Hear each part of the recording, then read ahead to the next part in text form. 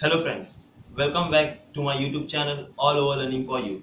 And today we are going to learn something that is called dielectrics, the concept of dielectric and how dielectrics are used in our basic life.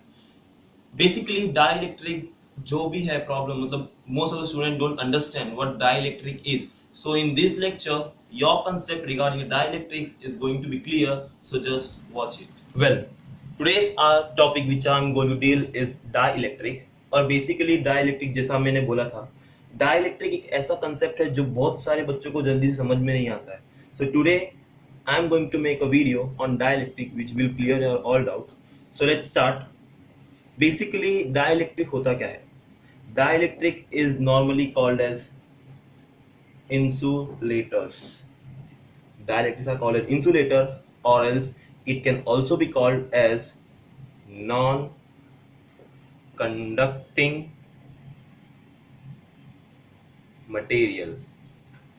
So you are familiar with insulators and non-conducting material. आपको पता है कि insulators and non-conducting material क्या होते हैं?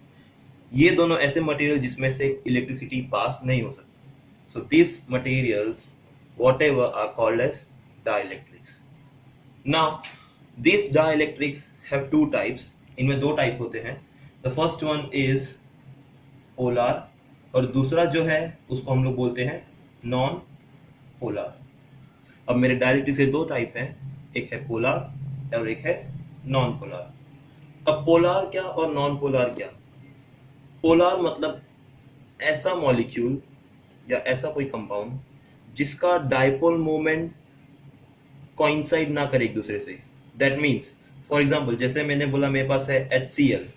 HCl is a polar molecule, then H2O is a polar molecule, and these two molecules are polar molecules, and there are many examples of polar molecule. So here जैसा मैंने बोला कि इनमें इनका dipole moment जो होता है वो कांस्टेंट होता है, वो चेंज नहीं होता या फिर वो कोइंसाइड नहीं होता. और नॉन पोलर के एग्जांपल जैसे O2 हो गया, देन CO2 हो गया, H2 हो गया. These are the examples of non-polar dielectrics.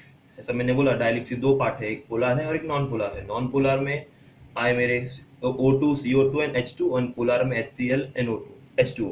अब मैंने बोला था कि इनके डाइलेक्ट्रिक्स, इनके जो डाइपोल मोमेंट है वो क्या करते हैं, एक दूसरे को कोइंसाइड नहीं करते, और इनके जो डाइपोल मोमेंट है वो एक दूसरे को कोइंसाइड करते हैं. अब आपके अंदर क्वेश्चन आएगा दिमाग में कि what is dipole moment.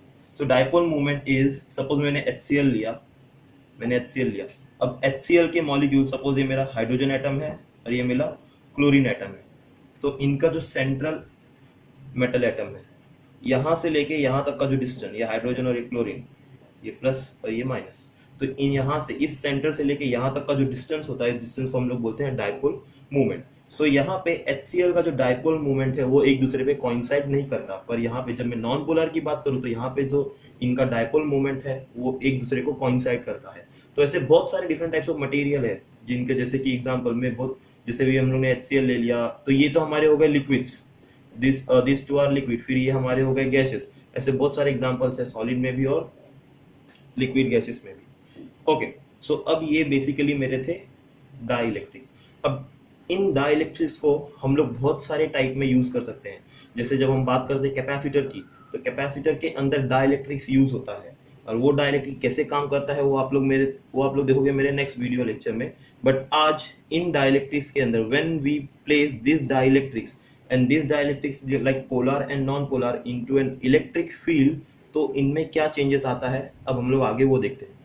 Okay, अब जैसा कि हमने बात किया था डाइलेक्ट्रिक इन इलेक्ट्रिक फील्ड, जब मैं किसी एक डाइलेक्ट्रिक को इलेक्ट्रिक फील्ड में रखता हूं तो उनमें क्या चेंज आता है. जैसे मेरे डाइलेक्ट्रिक मैंने बताया था, मेरा डाइलेक्ट्रिक है एक नॉन पोलर और एक है पोलर. तो मैं सपोज कोई भी एक नॉन पोलर डाइलेक्ट्रिक फील्ड लिया, सपोज मैंने कोई भी नॉन पोलर मॉलिक्यूल लिया.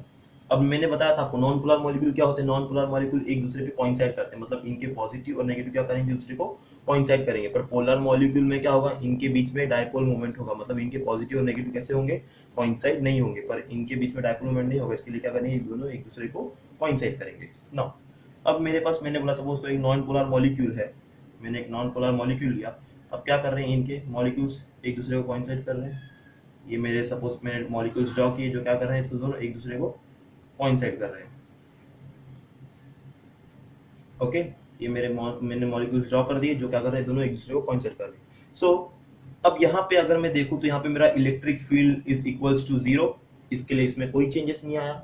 बट अगर यही सेम मॉलिक्यूल्स मैंने लिए, यही सेम मॉलिक्यूल्स, और मैंने जब इनमें इलेक्ट्रिक फील्ड डाला तो ये चेंजेस आता है, यहाँ पे पॉजिटिव और यहाँ पे नेगेटिव। मतलब यहाँ पे क्या हुआ कि इनके बीच में एक डाइपोल मोमेंट फॉर्म हो गया। तो ये फर्स्ट वाले के लिए हुआ, तो सेकंड वाला भी ऐसे ही हो जाएगा, यहाँ पे नेगेटिव यहाँ पे पॉजिटिव, ऐसे नीचे भी होगा negative positive negative positive negative positive negative positive. ये मतलब क्या हो रहा है मेरा, यहाँ पे मेरा डाइपोल मोमेंट फॉर्म हो रहा है इनके बीच में, मेरे मॉलिक्यूल्स के बीच में। मतलब ऐसे करके क्या हो रहा है, मेरा मॉलिक्यूल्स के बीच में डाइपोल मोमेंट फॉर्म हो गया। पहले डाइपोल मोमेंट नहीं था, पर अब यहाँ पे क्या हो गया, डाइपोल मोमेंट फॉर्म हो गया। सो यहाँ पे मैंने क्या किया था, यहाँ पे मैंने एक इलेक्ट्रिक फील्ड सेंड किया था। सपोज ओरिजिनली मैंने एक इलेक्ट्रिक फील्ड सेंड किया, उसको मैंने ईओ नाम दिया। तो ऐसे मैंने बहुत सारे इलेक्ट्रिक फील्ड सेंड किए यहाँ पे। तो ये मेरा इलेक्ट्रिक फील्ड मैंने सेंड किया। बट अब यहाँ पे क्या हुआ, यहाँ पे मेरे जो डाइपोल मोमेंट फॉर्म हुए, इनके वजह से क्या होता है, यहाँ पे एक इलेक्ट्रिक फील्ड और जनरेट होता है। And this electric field is generated due to the dipole moment of this non polar molecule. अब ये जो डाइपोल मोमेंट यहाँ पे फॉर्म हुआ है, यहाँ से क्या होगा, इलेक्ट्रिक फील्ड जनरेट होगा। And we know electric lines flow from positive to negative. तो मेरे इलेक्ट्रिक लाइंस ऑफ चार्ज कहाँ जाएंगे, positive to negative, again positive to negative. That means क्या, यहाँ से मेरा एक इलेक्ट्रिक फील्ड जनरेट हुआ और वो कैसे जा रहा है, फ्रॉम राइट टू लेफ्ट, वो फ्रॉम राइट टू लेफ्ट जा रहा है। तो ऐसे इसका भी होगा, ऐसे इसका भी होगा। दैट मीन्स यहाँ पे मेरा एक दूसरा इलेक्ट्रिक फील्ड जनरेट हुआ, और ये इलेक्ट्रिक फील्ड जनरेट हुआ ड्यू टू पोलराइजेशन। इसके लिए यहाँ पे जो इलेक्ट्रिक फील्ड जनरेट हुआ उसको हम लोग नाम देंगे ईपी, और ये मेरा ओरिजिनल इलेक्ट्रिक फील्ड था। ओके, सो यहाँ पे मेरा अगेन इलेक्ट्रिक फील्ड जनरेट हो गया, and this electric field is opposite in direction with respect to my this original electric field. So मतलब यहाँ पे जो मेरा टोटल इलेक्ट्रिक फील्ड होगा, या फिर जो ई नेट इलेक्ट्रिक फील्ड होगा, वो क्या होगा, ई नेट इलेक्ट्रिक फील्ड, वो मेरा original electric field minus polarization electric field. मतलब जो मेरा इलेक्ट्रिक फील्ड प्रोड्यूस हुआ ड्यू टू पोलराइजेशन, और जो मेरा इलेक्ट्रिक फील्ड ओरिजिनली था, उन दोनों को अगर मैं नेगेटिव का माइनस करो तो मुझे क्या मिलेगा, E net electric field. So this was of non polar molecule. और हमको पता था नॉन पोलर मॉलिक्यूल एक दूसरे पे कोइंसाइड हो रहे थे, पर पोलर मॉलिक्यूल्स का क्या, जब मेरे पास पोलर मॉलिक्यूल्स होंगे और उस पोलर मॉलिक्यूल को अगर मैं इलेक्ट्रिक फील्ड में डालूंगा तो क्या होगा, क्योंकि पोलर मॉलिक्यूल्स तो ऑलरेडी डाइपोल मोमेंट एग्जिस्ट करते हैं, तो उनमें क्या चेंजेस आएंगे, लेट्स सी। सपोज मैंने एक पोलर मॉलिक्यूल लिया। अब हमको पता है कि पोलर मॉलिक्यूल्स क्या होते हैं, पोलर मॉलिक्यूल्स में already electric dielectric moment present है। Suppose positive negative, positive negative, positive negative, negative positive, negative positive, negative positive, negative positive. अब यहाँ पे क्या है, ऑलरेडी इनके बीच में डाइलेक्ट्रिक मोमेंट प्रेजेंट है। बट यहाँ पे प्रॉब्लम क्या है कि ये सब रैंडमली अरेंज है, मतलब इनमें कोई एक लीनियर नहीं है। लीनियर मतलब जैसे कि ये लाइन में होते हैं ना फॉर्मेशन, इस तरह पे कोई लीनियरिटी नहीं है। तो उनको लीनियरिटी में लाने के लिए हम लोग क्या करते हैं, जब इनके अंदर हम लोग इलेक्ट्रिक फील्ड पास करेंगे तो ये क्या हो जाएंगे, मेरे molecules again they will come into a linear section. तो ऐसे मेरे इलेक्ट्रिक फील्ड काम करते हैं in polar molecule and in non polar molecule. I hope you have learn something better from this lecture, और आपका जो भी कंसेप्ट होगा डायरेक्ट्रिक का क्लियर हो गया होगा। आई होप आपको मेरा ये लेक्चर पसंद आया होगा, और आपके जो भी डाउट्स थे रिगार्डिंग डाइलेक्ट्रिक्स वो आपके क्लियर हो गए होंगे।